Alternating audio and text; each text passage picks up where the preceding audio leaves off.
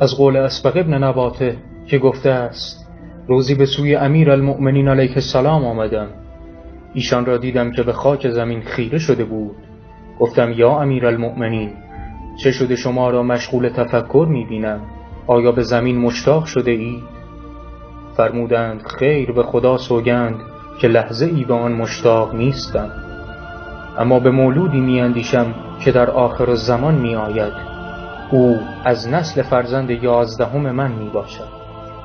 او همان مهدی است که زمین را پر از قسط و عدل میکند، همانطور که پر از ظلم و ستم گشت. برای او حیرت و غیبتی است که اقوام بسیار در آن گمراه و اندکی هدایت میشوند.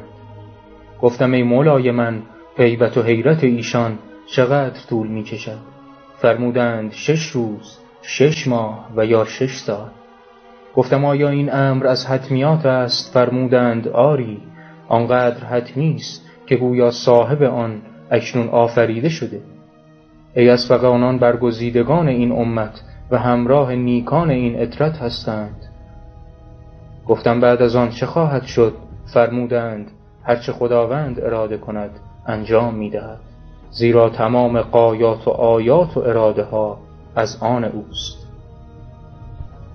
طبق فرمایش امام علی علیه السلام، مهدی که زمین را پر از قسط و عدل می کند از نسل فرزند 11 او می باشد.